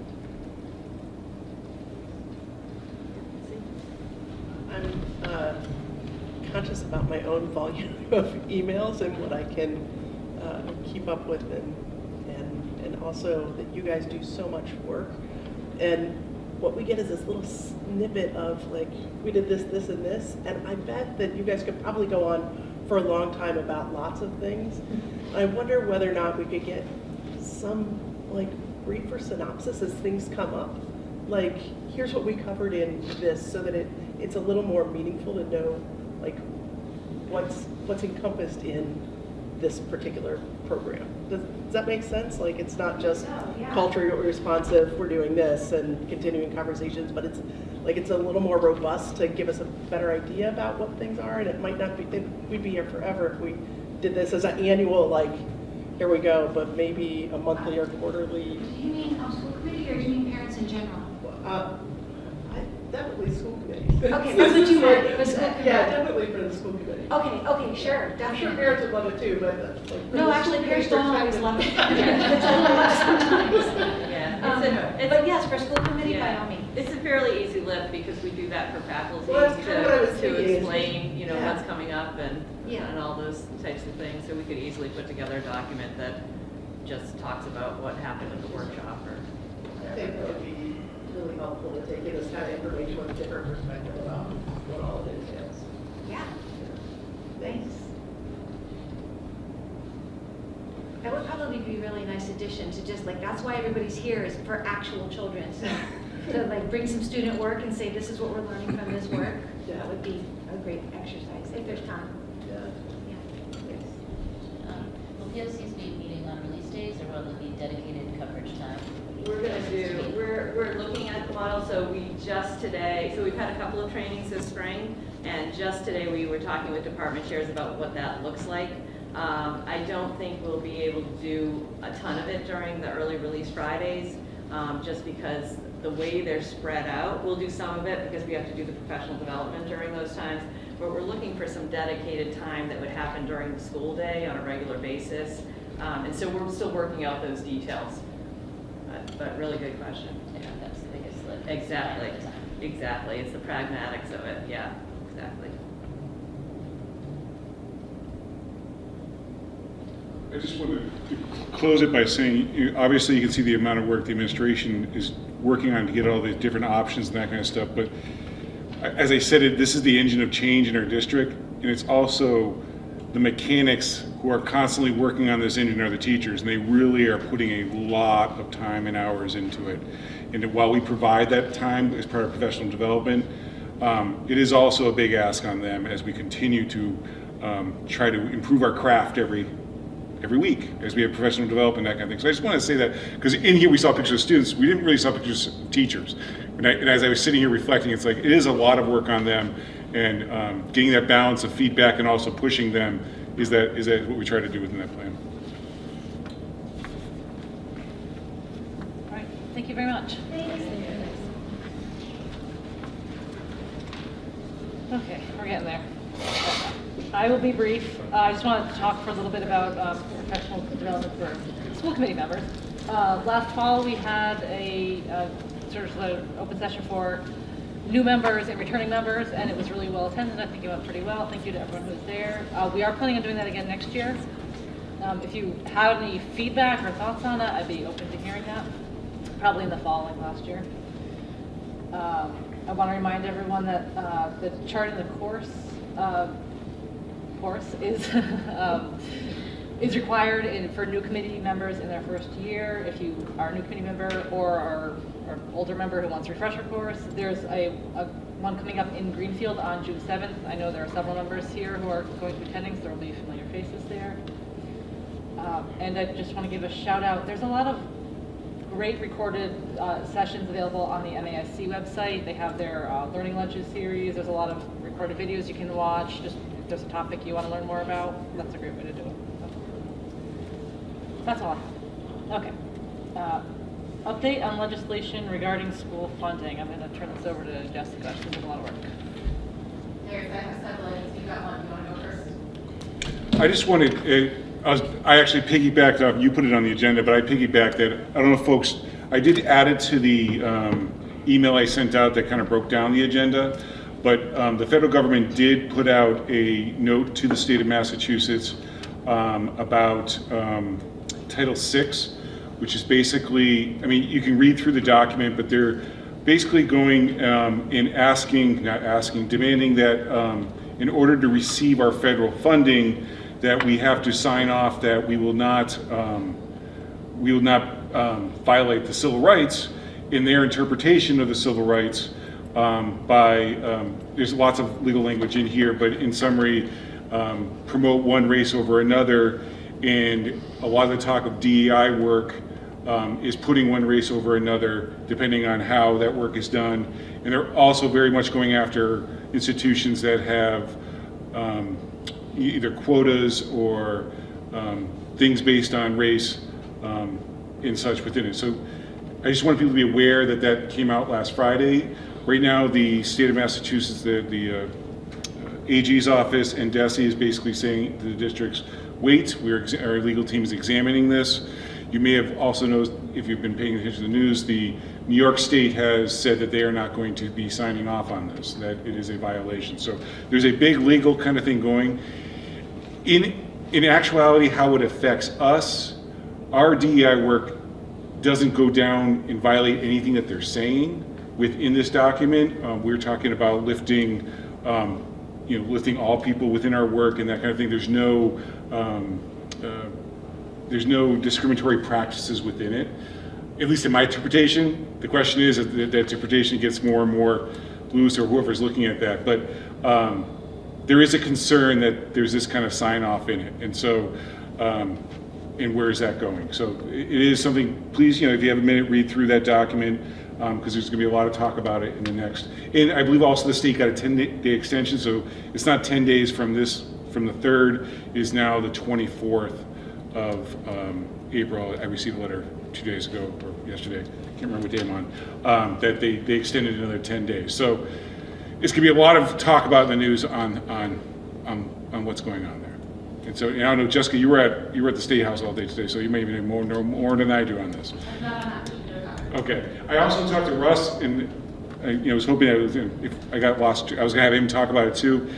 He said that the federal government's been so unpredictable that he doesn't know where it's going to go. So he said it's really going to be in the hands of lawyers and that kind of stuff, and really the best thing to do is pay attention, but kind of watch and see how the state level plays out, and then it may come back to the local level about where do we stand in the request of the federal government. So I don't know all that. I don't want to predict ahead and get people worried or fired up when we don't know where it's landing, but it is something that came out of the blue last Friday. So I've been doing lots of legislative advocacy and just wanted to update all of you. I might have information that hasn't reached you. Wanted everybody to be on the same page about things that are going on.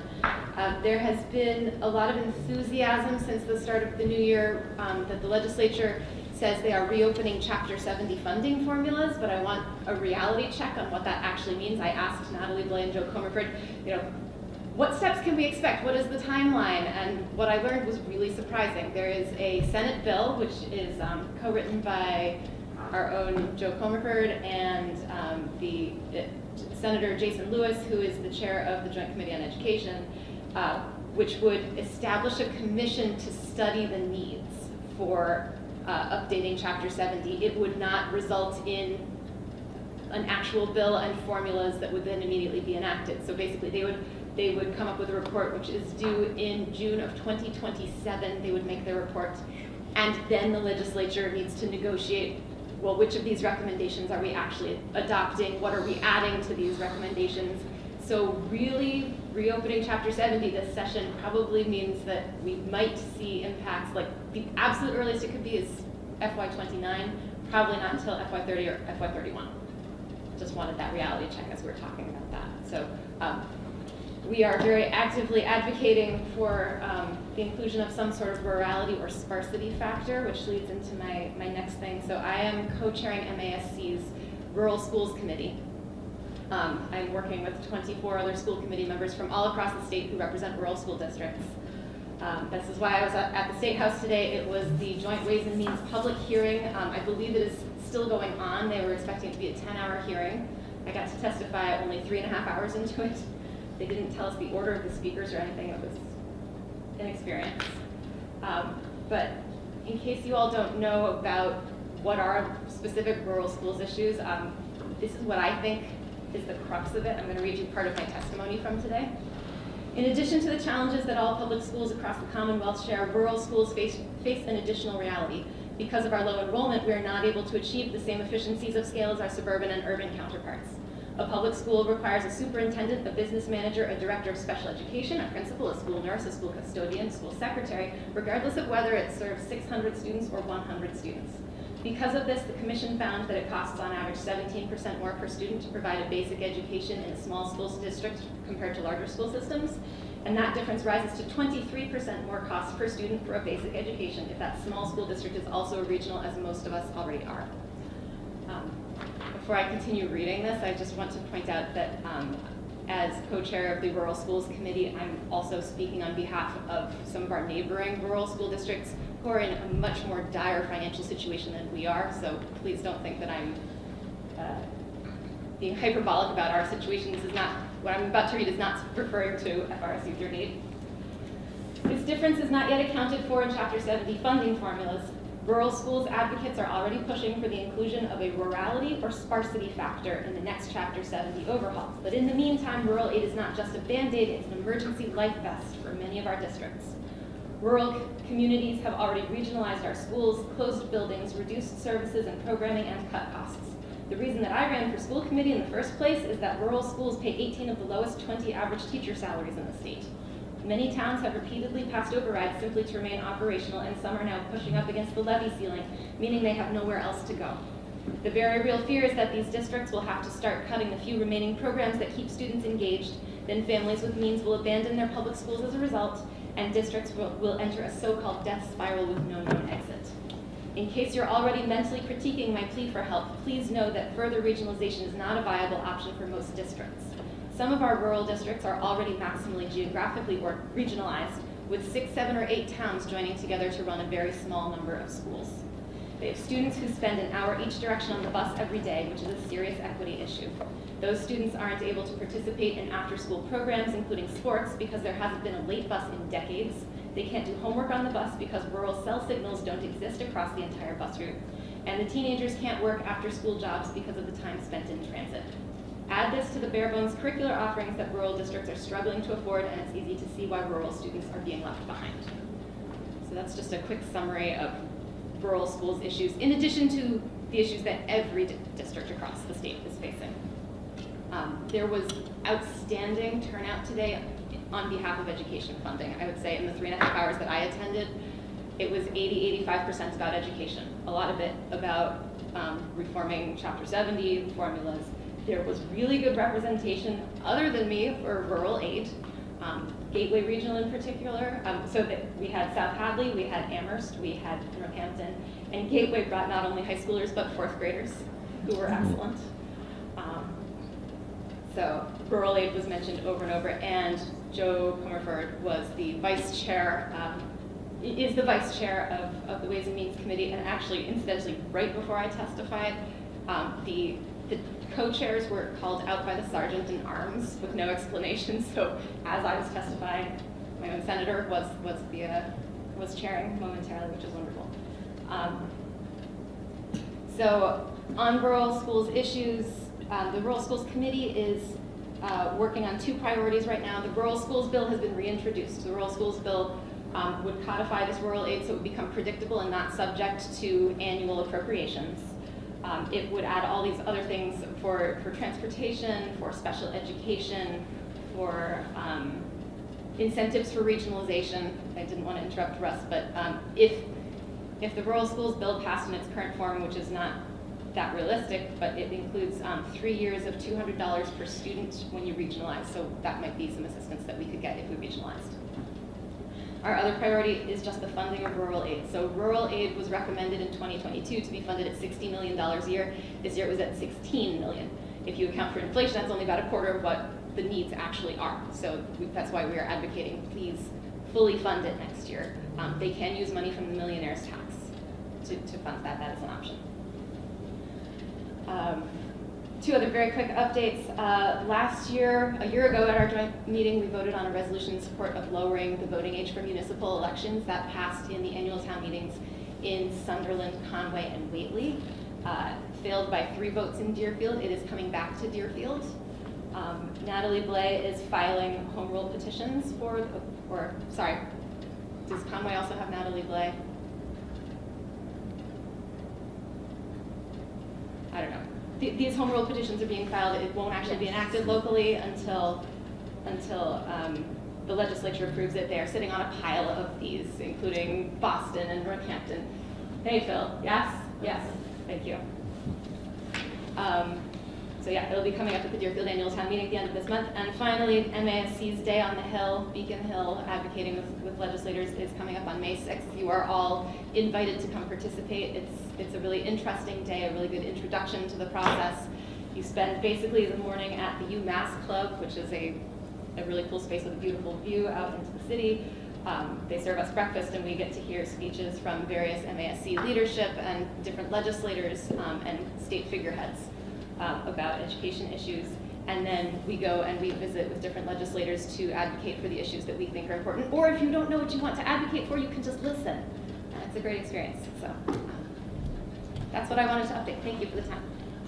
Thanks, Jess. Thank you. Thanks for all that advocacy. Yeah, thank you for your work. All right, we are through the agenda. If anyone doesn't have anything else to add, I'd be looking for a motion to adjourn. So moved.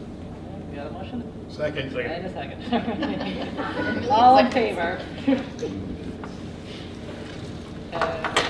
And everybody online Yeah, all raise right. their hand. Unanimous. All right, thank you, everyone. Thank you, Karen. Thank you. Thank you. Adjourning at 8:13.